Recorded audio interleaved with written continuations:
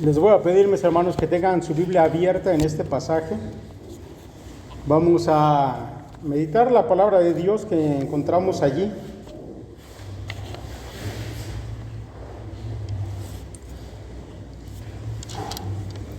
Mire, al final de cada año, yo creo que la gente a veces incluso de manera involuntaria hace dos cosas: recapitula y pronostica.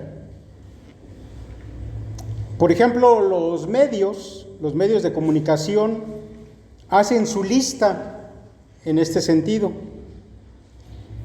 A veces nosotros en casa también hacemos lo mismo.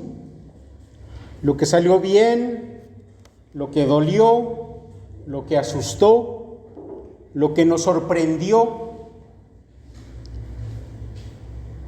Mire, por ejemplo, el diario El Economista hace estas dos cosas: recapitula y pronostica. Apenas hace 2 días publicó el siguiente encabezado: 2025, crecimiento casi nulo; 2026, debilidad persistente. Y luego ya en el cuerpo del artículo dice lo siguiente: vaya cierre de año, estancamiento y crecimiento prácticamente a tasa cero, repunte inflacionario, empleo formal decreciente, informalidad a la alza, aumento en los costos laborales para las empresas, confianza del consumidor en caída, además de la intensa campaña de fiscalización que viene para el próximo año. Así que agárrese, porque el SAT viene con todo.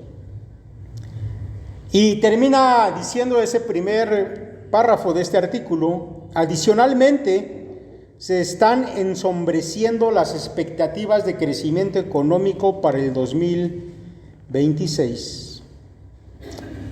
Mis hermanos, ante este tipo de cosas, uno descubre algo incómodo: que el corazón humano ama vivir con señales de estabilidad, de control, de que todo va a estar bien. Pero en la vida real, esas señales de que todo va a ir bien realmente no existen, sino todo lo contrario. Y nos damos cuenta que estamos sin señal en la economía del hogar, sin señal en la salud, sin señal en la paz social, sin señal en la armonía familiar, sin señal en el futuro. Y aquí, mis hermanos, viene la pregunta de este fin de año: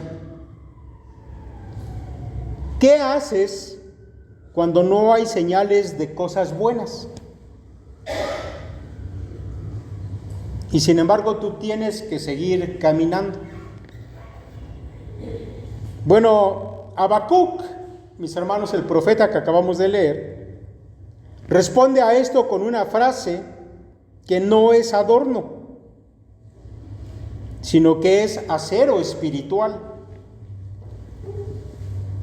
Aunque la higuera no florezca, ni en las vides haya frutos, aunque falte el producto del olivo y los labrados no den mantenimiento, y las ovejas sean quitadas de la majada y no haya vacas en los corrales, con todo yo me alegraré en Jehová y me gozaré en el Dios de mi salvación. Jehová el Señor es mi fortaleza, el cual hace mis pies como de ciervas y en mis alturas me hace andar.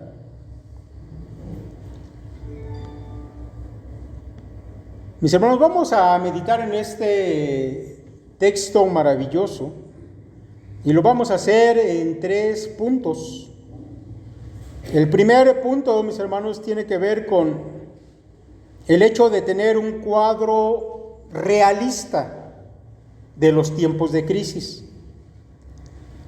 Debemos tomar en cuenta que la fe bíblica no comienza negando las cosas malas, comienza por mirarlas a la cara. Mire, quiero que por un instante escuche la siguiente historia y por unos instantes se ponga en las sandalias de Habacuc. Mire, es una madrugada del año 605 a.C. El aire es frío. La ciudad amurallada de Judá duerme a medias. En la torre, un vigía con capa gastada observa al oriente. Su lámpara apenas resiste el viento. El vigía había aprendido a leer el mundo, pero no como se lee un pergamino, no por letras, sino por señales. Había señales buenas, el canto temprano, el olor a pan, el movimiento de los campos, pero también había señales malas, esas que no hacen ruido al principio, pero te dejan sin aliento después. Esa mañana el horizonte no estaba limpio. Primero fue una línea tenue, casi tímida, como si el cielo tuviera una cicatriz. El vigía entrecerró los ojos, se frotó el rostro y pensó, es neblina. Pero la neblina no se mueve como tropa. La neblina no crece con orden. Luego la vio, una columna de humo y otra más. Humo que no provenía de hogares, sino de aldeas que estaban siendo apagadas. El vigía tragó saliva como si quisiera tragarse el miedo también. Se giró hacia el interior de la ciudad y desde arriba vio techos quietos, calles dormidas, una paz frágil, prestada por la noche. Y entonces le golpeó una verdad amarga. Ellos todavía no lo saben. Tomó aire y gritó con la voz de quien quisiera no tener garganta. Humo al oriente, movimiento en los caminos, no es comercio, es ejército. Abajo las puertas comenzaron a abrirse, un perro ladró, un niño lloró, alguien dejó caer un cántaro. La ciudad como un cuerpo despertó de golpe. En el mercado los hombres se reunieron en círculos apretados, las mujeres tomaron a sus hijos, los ancianos miraron al suelo como si ahí hubiera una respuesta. Alguien dijo entonces, ¿cuánto falta? El vigía no respondió con números, respondió con algo peor. Lo suficiente para huir, pero no lo suficiente para respirar tranquilos. La gente miró hacia el campo y entonces el miedo tomó forma concreta. Si el enemigo llegaba, la cosecha se perdería, el olivo quedaría arrasado, el corral vacío, el granero inútil. No era solo guerra, era desmantelamiento de la vida. En una casa, un padre intentaba amarrar su propia calma como quien amarra un costal roto. En otra, una madre contaba panes como si contara días. En otra, un joven afilaba un cuchillo sabiendo, en el fondo, que no afilaba esperanza, sino desesperación. Y en medio de todo, había un hombre, un profeta, que también tenía cuerpo, también tenía entrañas, también tenía labios. No era una estatua, era un ser humano. Escuchó el rumor de lo que venía y lo describió así. Oí y se conmovieron mis entrañas. A la voz temblaron mis labios. Pudrición entró en mis huesos y dentro de mí me estremecí. Porque hay angustias que no solo se piensan, se sienten. Pero entonces el profeta dijo algo que suena casi imposible. Si bien estaré quieto en el día de la angustia, Cuando suba al pueblo, el que lo invadirá con sus tropas. No quieto porque no haya peligro, quieto porque cuando el humo está en el horizonte, el alma necesita decidir de dónde va a agarrarse. Y de ahí pasamos a lo que parece el siguiente golpe, pero termina siendo realmente un milagro. Aunque la higuera no florezca, con todo, yo me alegraré en Jehová, me gozaré en el Dios de mi salvación. De manera, mis hermanos, que Habacuc no niega el humo, no finge que no viene el ejército. La fe, mis hermanos, no es ceguera. La fe es quietud en Dios cuando el horizonte ya no promete nada. Mire, cuando yo estaba estudiando este libro, pensaba en el miedo, cuando el miedo deja de ser solamente mental o psicológico y se vuelve físico. ¿Usted ha sentido eso? Porque eso es lo que Habacuc está describiendo en el versículo 16, y lo puede ver ahí en su Biblia. Él ahí describe ese miedo que se volvió físico. Y yo estaba tratando de imaginar algo parecido a lo que el reino de Judá pasó ese año en que fue invadido por el gran ejército de Babilonia. Y pensaba, si acaso Estados Unidos nos invadiera, eso podría ser comparable a lo que vivió Habacuc aquel año. Pero ¿sabe qué? Yo creo que no. Porque en muchos sentidos el contexto de la antigüedad es peor que una invasión moderna. Porque en la antigüedad no había reglas internacionales ni protección a civiles como la hay hoy en día.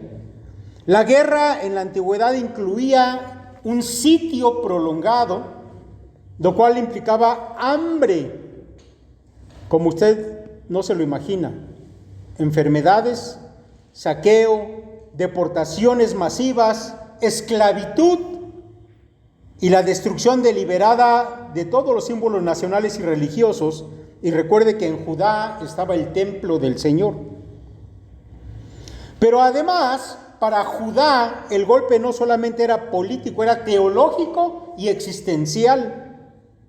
Porque era sentir que el mundo se derrumbaba y que Dios guardaba silencio, y lo hacía deliberadamente.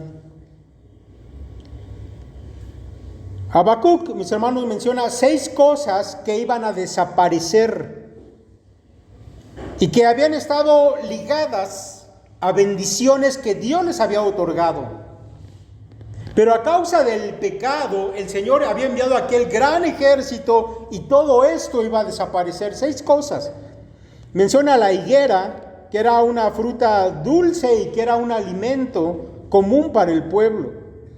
La vid, es decir, las uvas, que eran o se usaban en todas las celebraciones, pero también era una fuente de sustento alimenticio.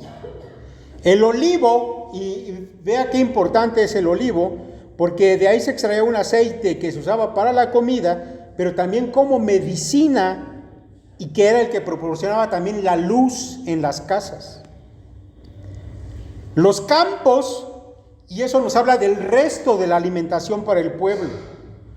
Las ovejas, que obviamente daban lana, vestidura, alimento y parte de la economía familiar. Y las vacas, que eran sin duda fuerza de trabajo y alimento para todos. Habacuc sabía o anticipaba el escenario que venía. Ahora déjeme decirle algo.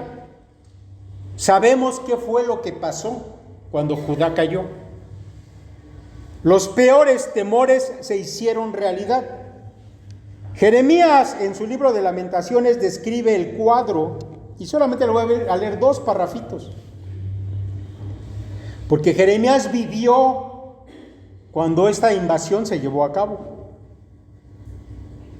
Y él dice así allá en el verso 2, el capítulo 2, perdón, de Lamentaciones. Los niños decían a sus madres, ¿dónde está el trigo y el vino? Desfallecían como heridos en las calles de la ciudad, derramando sus almas en el regazo de sus madres. Y un poquito más adelante dice, oh Señor, piensa en esto. ¿Deberías tratar a tu propio pueblo de semejante manera? ¿Habrán de comerse las madres a sus propios hijos, a quienes nacieron en sus rodillas? ¿Habrían de ser asesinados los sacerdotes y los profetas dentro del templo del Señor?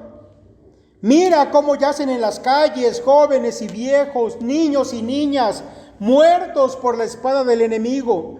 Los mataste en tu enojo, los masacraste sin misericordia. Mis hermanos, lo que se venía sobre Judá era terrible. Por eso Habacuc se estremeció, el miedo psicológico se volvió físico.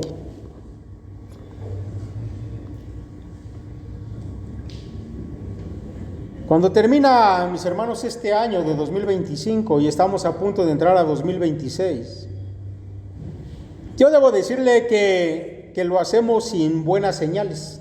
No hay buenas señales. En lo económico ya les he compartido esas líneas del diario, de ese diario que se dedica a temas económicos, y el panorama que viene pues definitivamente no es bueno. De hecho, el artículo dice que si nos llega a ir bien, se estima un crecimiento de menos del 1%, o sea, nada. Pero mire, en materia de seguridad, el diario Excelsior dice una frase, y con eso nos va a decir todo. Dice, se espera que la inseguridad continúe siendo un riesgo sistémico a largo plazo. ¿Qué quiere decir eso?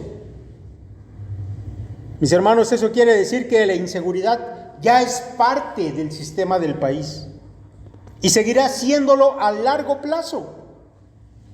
Quiere decir que la delincuencia, la corrupción, la violencia y todo lo que vemos a diario ya forma parte de la vida de nuestro país. Y que a menos que se modificara todo el sistema, no va a haber resultados positivos. Pero mire, para nosotros como iglesia, el panorama tampoco es bueno.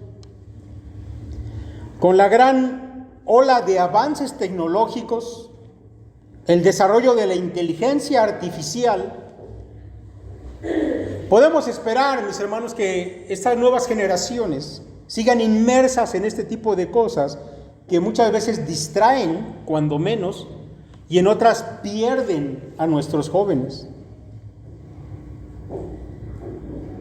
Nuevas corrientes de pensamiento y movimientos anticristianos que crecen como hongos por todos lados.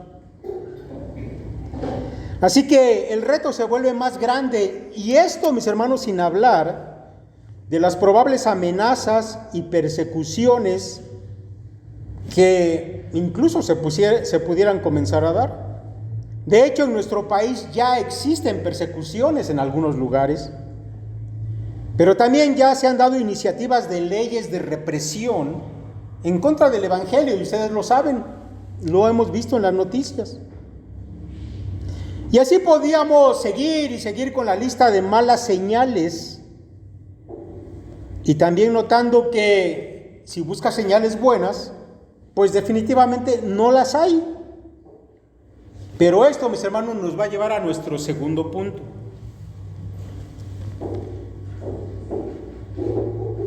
Una decisión radical. Mire, cuando vamos a ese verso 18, que es el que sigue, y pensando en todo lo que acabo de decir ahorita, tal vez pudiéramos decir, bueno, con todo eso que acabas de decir, nada más me estoy deprimiendo. Con todo esto que me estás diciendo, mi estrés está creciendo. Con todo esto que he escuchado, pues más bien quisiera desaparecer. Pero yo quiero que tú notes que Habacuc usa esa misma frase con todo. Pero él dijo, con todo, yo me alegraré en Jehová y me gozaré en el Dios de mi salvación. Y esto, mis hermanos, es crucial. Habacuc no se alegra de la ruina, se goza en Dios a pesar de la ruina. No se trata, mis hermanos, de tener un pensamiento de alegrarse por la pérdida, sino de alegrarse en el Salvador. Ahora déjeme decirle algo, porque yo quiero que entienda bien esto que está expresando aquí el profeta. Mire, hay alegrías que todos los seres humanos tenemos, pero son frágiles. Por ejemplo, me alegro si todo sale como lo planeé. Me alegro si mi salud no falla. Me alegro si el país se calma. Me alegro si mi familia se porta bien. Pero Habacuc propone una alegría más profunda, pero sobre todo sólida. Me alegro en Jehová. Me gozaré en el Dios de mi salvación. Porque mi hermano, piensa en esto. Si tu gozo depende de cosas que pueden romperse, entonces tu paz también se rompe con ellas.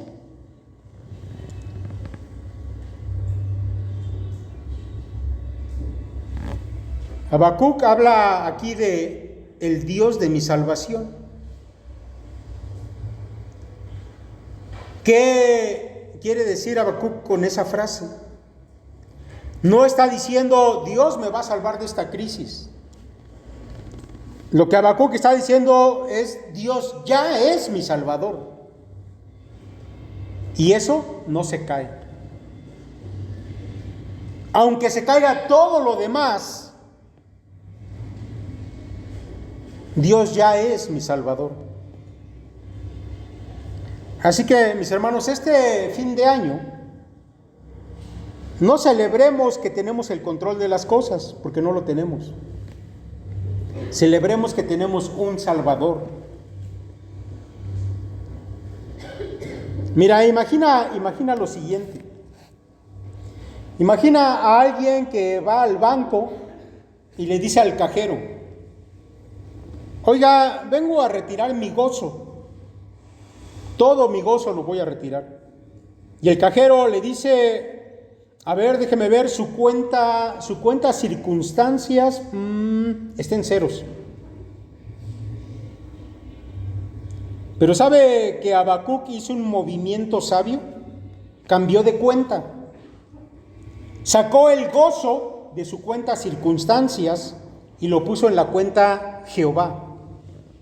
Porque esa cuenta no quiebra. Ahora, tal vez te estés preguntando, ¿cómo se hace ese cambio de cuenta? ¿Cómo haces para que tu gozo no dependa de las circunstancias? Y la respuesta, mi hermano, es por medio de la fe. Porque la verdadera fe siempre da en el blanco correcto. Y entonces el gozo viene como consecuencia. Mira, déjame explicártelo mejor. Este libro de Habacuc contiene una de las frases más famosas y que es citada varias veces por los autores del Nuevo Testamento. Y lo encontramos allá en el capítulo 2, verso 4, y si le das vuelta allá a la hoja lo vas a ver. Habacuc 2:4 dice: he aquí que aquel cuya alma no es recta se enorgullece, mas el justo por su fe vivirá. Ahora, debo decirle que este párrafo, este versículo, es el versículo alrededor del cual gira todo el libro. He aquí que aquel cuya alma no es recta se enorgullece. Es decir, los hombres malvados, los impíos, ellos se gozan de lo que son sus propios logros. Pero el justo por su fe vivirá. Ahora yo quiero llamar su atención a algo importante. La fe del justo no es una fe de momento. Su fe es su manera de vivir. Y eso implica, mi hermano, que cuando tú aprendes a ver a Dios detrás de todo lo que pasa en tu vida, entonces aprendes también a ver quién tiene el control de todas las cosas. Y entonces el gozo es inevitable, porque sabes que las circunstancias no están fuera de control, que el mundo no rueda hacia la catástrofe por sí solo, porque tu fe te permite ver quién lleva las riendas de los tiempos hasta el fin. Pero algo más, tú tienes una relación personal con aquel en cuyas manos están esas riendas. ¿Cómo no vas a tener gozo cuando la fe te revela esa bendita verdad? Quiero terminar este segundo punto con una ilustración. Mira, un hombre viaja de noche por carretera con su familia.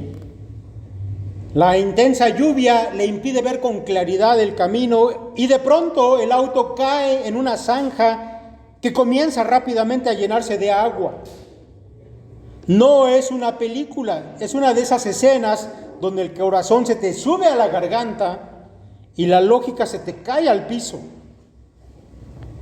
El hombre logra llamar al servicio de emergencias y mientras espera ve algo desesperante. El agua sigue subiendo, los niños lloran, él trata de mantener la calma, pero por dentro se le desordena el alma. Al cabo de unos minutos aparecen los rescatistas. Traen cuerdas, arneses, lámparas. El jefe del equipo se acerca y le dice: Señor, ya lo tenemos. Usted y su familia van a salir de aquí. El hombre responde todavía gritando: sí, pero ¿puede parar la lluvia? Porque sigue cayendo y el agua está subiendo. El rescatista lo mira con seriedad amable. No puedo parar la lluvia. No puedo arreglar el clima. No puedo evitar que el río siga su curso. Lo toma del hombro, pero sí puedo prometerle esto: usted ya está en manos del rescate. La lluvia puede seguir, pero su salvación ya está en marcha. En ese momento el hombre entiende algo. Su seguridad no depende de que el cielo se aclare ya, sino de quién lo está sosteniendo. Y entonces sucede lo más humano. La respiración baja, el pánico afloja y el hombre deja de pelear con el cielo para aferrarse de la cuerda.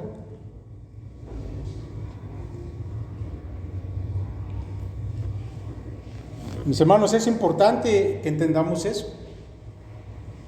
La fe puede ver al Salvador a pesar de la tormenta. Y eso como consecuencia trae gozo al corazón. Vamos al tercer punto, mis hermanos, versículo 19. Jehová, el Señor es mi fortaleza, el cual hace mis pies como de ciervas, y en mis alturas me hace andar. Este punto, mis hermanos, nos enseña que Dios no siempre cambia el terreno, pero sí cambia al caminante. Mire, ante la inminente invasión, Habacuc no dice: pues Dios va a hacer desaparecer los barrancos. Habacuc dice: Dios hará mis pies como de ciervas. Ahora, esta curiosa e interesante frase, y que seguramente usted ha leído, pero no sé si se ha detenido a pensar qué significa, Debo decir que no aparece aquí en Habacuc por primera vez. De hecho, es David quien la escribió y aparece 2 veces antes en la escritura, allí en 2 Samuel 22, 34 y en Salmos 18, 33, que parece que repiten un mismo cántico de David. Ese canto que aparece en esas 2 ocasiones es una alabanza por la liberación de David de mano de sus enemigos y de la mano de Saúl, que le había perseguido.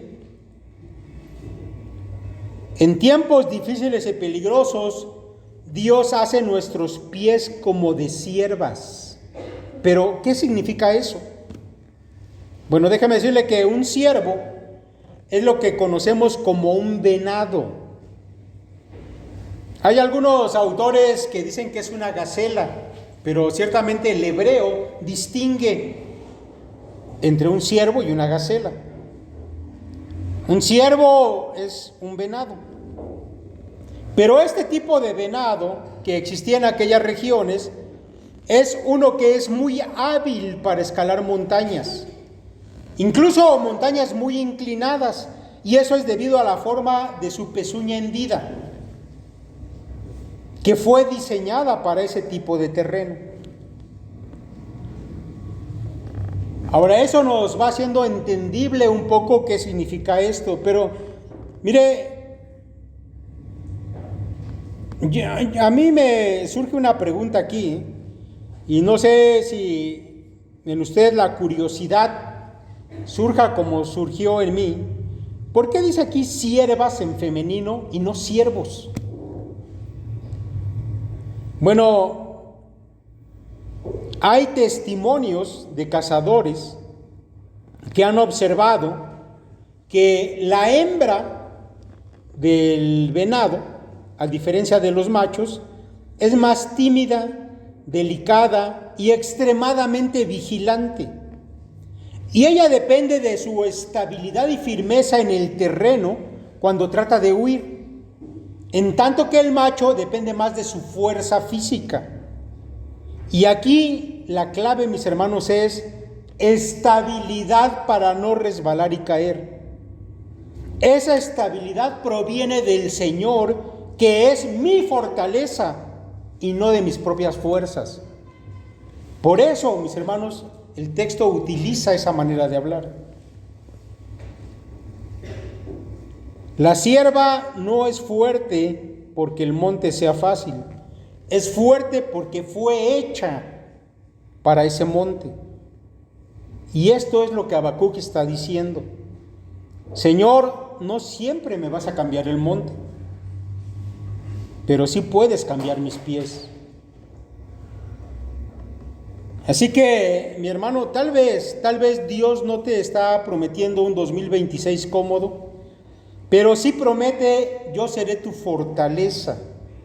Yo voy a mantener tu paso firme en medio de las dificultades para que no resbales.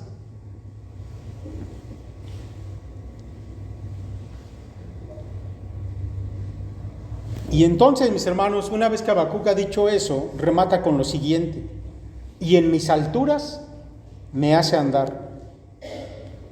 Mis alturas es una frase interesante porque no dice las alturas, sino mis alturas. Ahora, esto nos debe hacer pensar, mi hermano, que hay montes que son solamente tuyos. La enfermedad que te tocó, el hijo que te preocupa, el trabajo que te exige, la soledad que te pesa, la tentación que es persistente, la incertidumbre que muerde. Pero aquí, mi hermano, yo quiero explicarte algo de esta palabra alturas. La palabra alturas es usada en la Escritura para hablar de una posición victoriosa. Y eso después lo puedes buscar ya en Miqueas 1:3, por ejemplo, en Deuteronomio 32:13. Pero entonces tal vez te puedes estar preguntando, ¿cómo Habacuc puede hablar de victoria cuando el imperio más poderoso de la época estaba cayendo sobre el pueblo y literalmente lo iba a aplastar? Bueno, el tipo de victoria que un creyente puede alcanzar está por encima de lo visible, porque su fe en Dios le da firmeza interior. Y venga lo que venga, sabe que permanecerá firme delante de su Señor. En el verso 16 hemos visto cómo el profeta tiembla y aún así dice: con todo yo me alegraré. Es decir, en derredor las cosas pueden ser terribles, pero el hombre ya no se cae por dentro.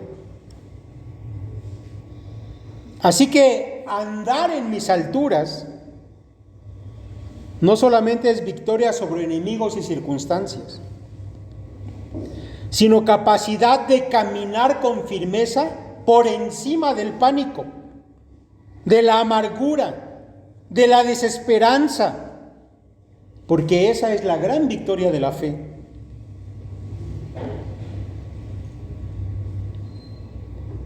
Un pastor de la antigüedad, J. Sidlow Baxter, hablando de este pasaje, dijo lo siguiente: literalmente, saltaré de gozo en el Señor, brincaré dando vueltas de delicia en Dios. He aquí la alegría de la fe, el mejor gozo en las peores circunstancias. ¡Qué victoria! Ojalá sea nuestra también. Yo espero que pueda sentir eso, mi hermano, si su fe está en Dios. El gozo en medio de las circunstancias difíciles es mayor todavía. Así que, mi hermano, estamos a punto de iniciar un nuevo año. Estamos a pocas horas. ¿Y sabe qué? No tenemos buenas señales. Lo que viene por delante, según los pronósticos, no es muy halagador. Pero de acuerdo a lo que hemos aprendido hoy, yo le propongo hacer 3 decisiones y también 3 oraciones. Y voy a pedirle a 3 de ustedes que hagan una oración por cada cosa que voy a mencionar, una oración breve. Quiero que sea muy puntual, solamente 1 minuto o 2. Y le voy a pedir a mi hermano Alex, a mi hermana Lidia Cervantes y a mi hermana Alejandra Mora, en ese orden, que oremos por lo siguiente que hemos predicado el día de hoy. Primero, mi hermano Alex, llamar las cosas por su nombre, es decir, no maquillar la realidad, no enterrar la cabeza como el avestruz en la tierra y hacer como si nada pasara, porque eso no es fe.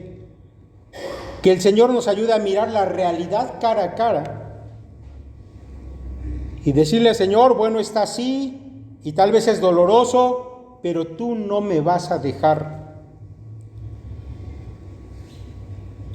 Lo segundo, mi hermana Lidia, que podamos reubicar nuestro gozo. Es decir, que mi gozo no dependa de lo material, que no dependa de las circunstancias, que dependa de una persona, de nuestro Señor. Y por último, mi hermana Alejandra Mora, pedir al Señor firmeza, no menos problemas, sino firmeza. Que Dios nos dé pies firmes y decirle: Señor, si el terreno no cambia, cámbiame a mí, dame pasos firmes en la fe. 1 minuto cada uno. Mis hermanos, cerramos nuestros ojos y en ese orden oramos. Amén. Puede faltar la higuera, pero no nos faltará el Señor. Puede faltarnos buenas señales, pero no nos faltará un Salvador. Que Dios los bendiga, mis hermanos.